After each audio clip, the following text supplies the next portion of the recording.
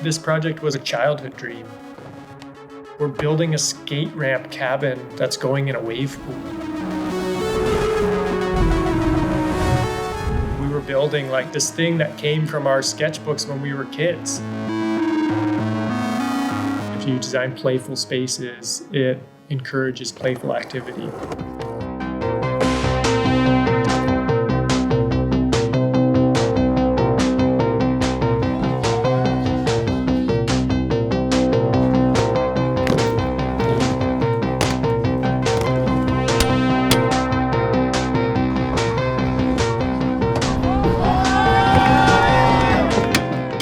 I never fully saw it as a ramp. I kind of always envisioned it as a hangout cabin that you could skate on.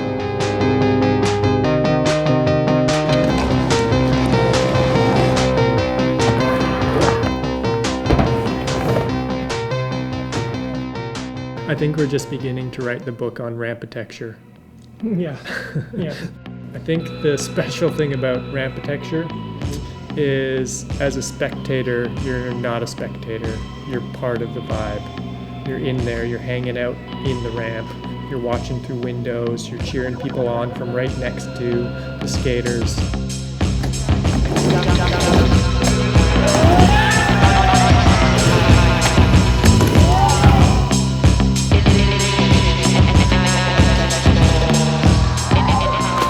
Ideally, there aren't spectators in skateboarding. If you're there hanging out next to the session, you're part of the session. Rampitecture acknowledges that. You are feeding the session with your energy, and you should be chilling in the dopest hut, dude.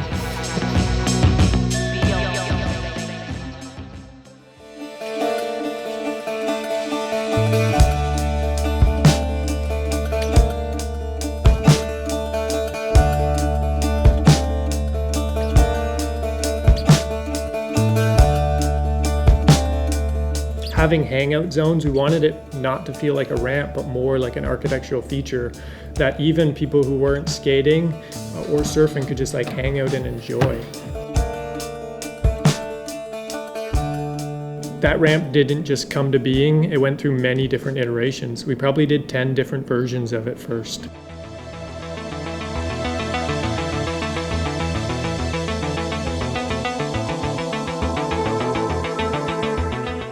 It's an interesting challenge to create a ramp that's modular, that can fit in a specific size of trailer, 53-foot trailer. It was a serious Tetris challenge to get everything in there. And then piece by piece moving them and installing them was a military operation.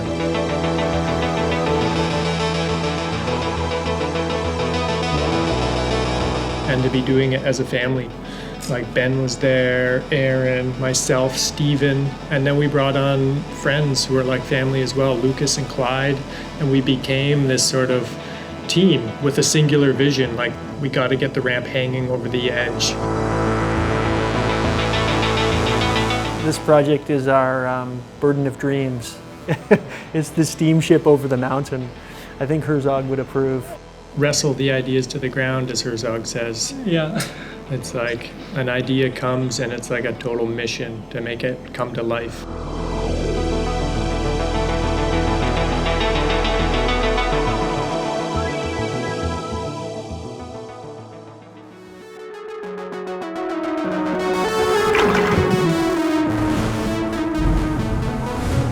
How do you add skateboarding into a surf event?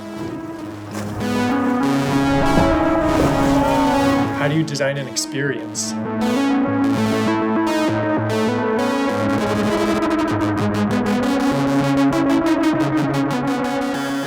The Nines puts on these really creative sculptural events. They present action sports as like an art form.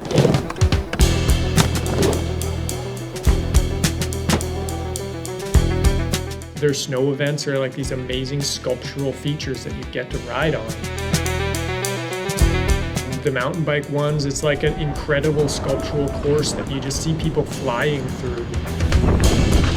What's particular about those is they're taking place on mountains and maybe next to ski resorts, and there's an aesthetic that they work with. It's quite glossy and crisp. The first thing we had to respond to was the Waco surf environment. And it's like kind of rustic and gritty and Texas. On our first site visit at Waco Surf, we were taking in just everything that was already there.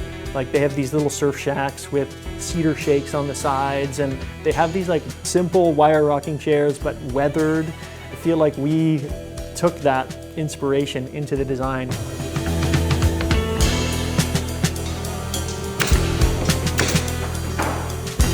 The Nines builds environments that really encourage play within action sports.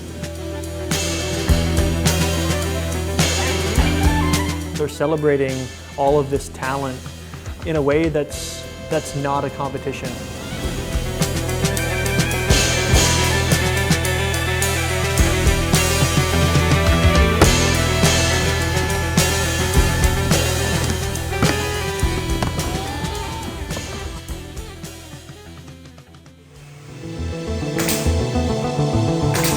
We were tasked to build a skate ramp, but instead we built a sculptural hangout zone that you could skate the roof of.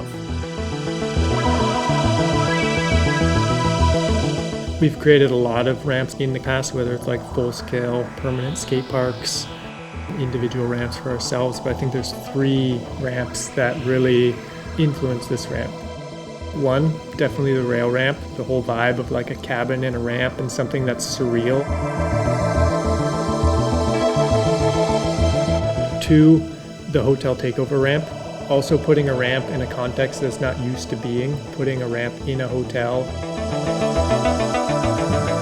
And then 3, the mini mega ramp. Where it was like the first time for me jumping a skateboard. We were able to jump over a car in farmland. It was very similar to kind of like the vibe in Texas. The thing we get excited about is building things that people can interact with and that kind of promote people to bring out their own creative side. Hang it over so the thing's parked the same way, like this sideways.